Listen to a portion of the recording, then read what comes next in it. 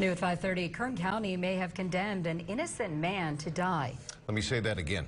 A Kern County jury may have sent an innocent man to death row, where he has been for 26 years now, for a crime he didn't commit. That possibility is now being considered by the California Supreme Court after state prosecutors admitted, quote, false evidence was used to win the conviction.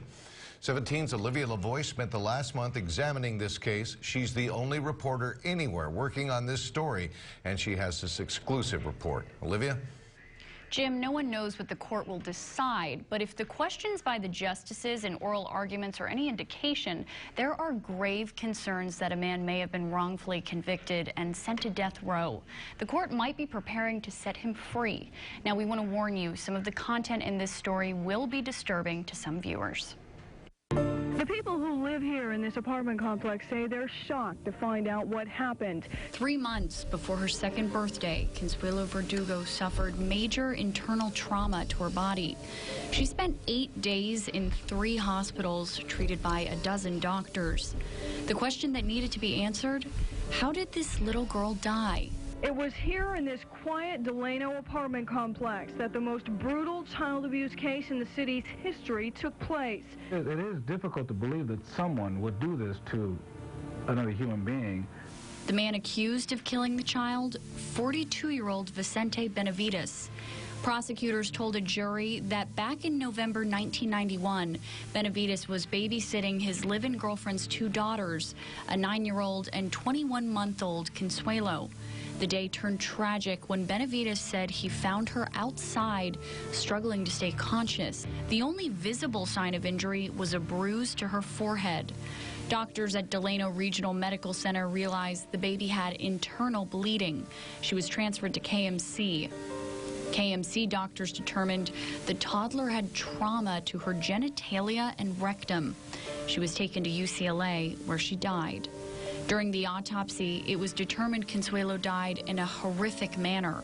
She was raped, causing severe internal damage. Vicente Benavides, a quiet farm laborer from Mexico with no criminal record, was charged with first-degree murder in the course of rape. Does it matter, really? The prosecution's medical experts, including KMC's Dr. Jess Diamond, stated the girl had been sexually assaulted. Dr. Jess Diamond is one of the foremost authorities in child abuse across the country. The pediatrician specialized in child abuse cases, testifying hundreds of times for the prosecution. On the other side of the courtroom, the defense said the girl was possibly hit by a car, but there was little physical evidence to support that theory. Within the span of 15 minutes that the child had been left in his care, this damage occurred to the child. Yeah, it challenged a lot of my religious faith big time.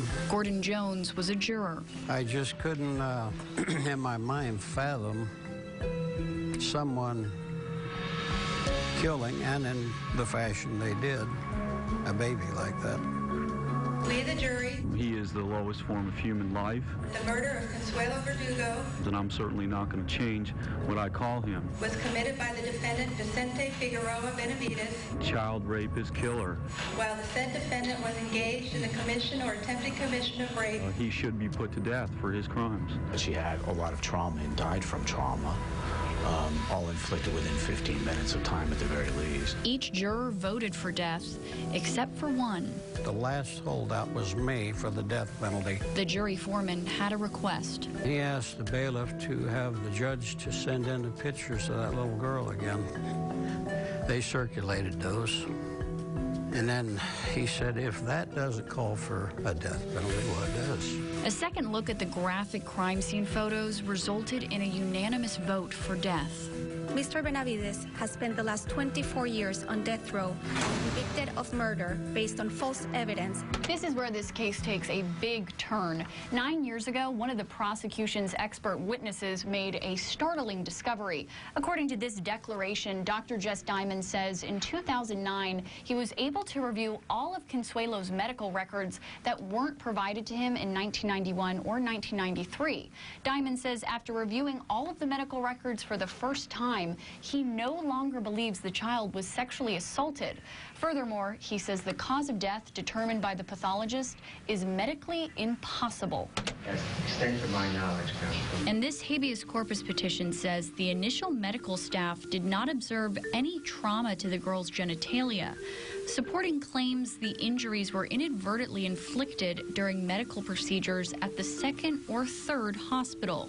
With these revelations, even the state attorney general's office acknowledges the allegations of sexual abuse are now classified as false evidence. I want to show you something, Dr. Diamond. He says after reviewing those medical records, he has completely changed his opinion, and now he believes that the child was not sexually assaulted. Oh, really? Here, you can... That's unbelievable. Jones took his time to read over the documents. As I explained, what makes this case significant is it's not just the defense saying that there was error in the prosecution's case. It's the Attorney General's office as well. And that opens up quite a door. You can't believe anything that's said there. The false evidence permeated the entire trial proceedings. The Attorney General's resolution stripped the first-degree murder conviction and death penalty, but they want to keep Benavides behind bars and reduce the charge to second-degree murder. That doesn't sit well with Benavides' attorneys. They want the case retried. This is among the most hair-raising false evidence that I've encountered in all the time I've been looking at criminal cases. Justice Carol Corrigan's response to the second-degree murder option? They were together for 15 minutes, and for no discernible reason, the DA's theory is he decides to, or currently the people's theory is, he decides to batter this child with such force as to inflict these injuries. There are a few gaps in that testimony. Both sides presented their arguments to the state Supreme Court. The victim was left in petitioner's care for a maximum of 15 minutes, and that when those 15 minutes were over, her pancreas had been torn in half by being smashed against her spinal cord. And this vicious attack in 15 minutes of such a sexual nature, it precluded the jury from realistically considering any other possible perpetrator or the possibility that the child wandered outside and was hit by a car. This evidence, if it's harrowing to experienced judicial officers, to a jury of 12 people, they didn't hear anything else, frankly, and it precluded the possibility of other theories of non-liability or theories of causation, because it was so galvanizing and horrible. That's the problem. It's not just the duality, the dueling of the experts. It was this bomb that was dropped on the jury. They couldn't hear or see anything else after that. But when you're sitting there and you're presented with this, and the professionals, the physicians, that's a good question for the state attorney general to have a look at. Then somebody needs to be in court, and it isn't Mr. Benavides. Yeah, it's surprising. I mean, we hope to get it right the first time, and certainly, you know, everyone, this was a painful case for everyone. A key witness who helped send a man to death row admits he didn't get it right the first time.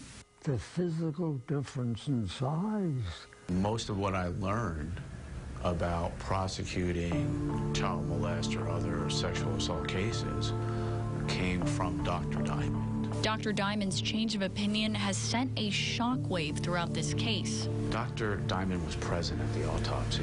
I'm not sure how to say it. Opinions 20 years later that don't seem to make sense given the jury's verdict. It's troubling.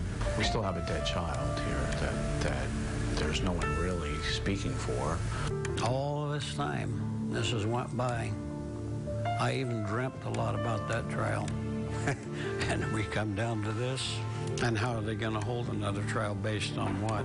If they had no trial to begin with, based on what? This is like unbelievable. Both sides agree the autopsy is wrong, but what really happened to the little girl in those 15 minutes that caused her such severe internal damage? Dr. Diamond, who says he was very troubled by this case and his findings, consulted an expert with no ties to either the prosecution or defense to review the case. I mean, Dr. Hager's work, speaks for itself. I mean, she is the preeminent expert in the Western United States. The findings by Dr. Astrid Hager, widely acclaimed as one of the top experts in the child abuse field, reveal that she not only believes Consuelo was not sexually assaulted, she also says she doesn't believe the child was physically abused either, saying the extent and severity of organ damage and injury to Consuelo's chest are far more consistent with having been run over by an automobile than having been hit, kicked, or squeezed by a person. Hager goes on to say, given my review of the evidence, I am convinced this is the most egregious case of mistaken allegations of sexual and physical abuse that I have encountered in over 2.5 decades of working in the field of child abuse. Tragically for Consuelo's family, her death is more a mystery now than the day she died. Dr. Jess Diamond is now 100 years old, and his failing memory prevented him from speaking directly to this case. Ed Jagels, the district attorney at the time, didn't return calls for this story. Current district attorney Lisa Green says if the Supreme Court overturns the conviction, the case would likely be too difficult to retry. Attorneys on both sides declined interviews due to the pending legal decision. Consuelo's family members declined to comment.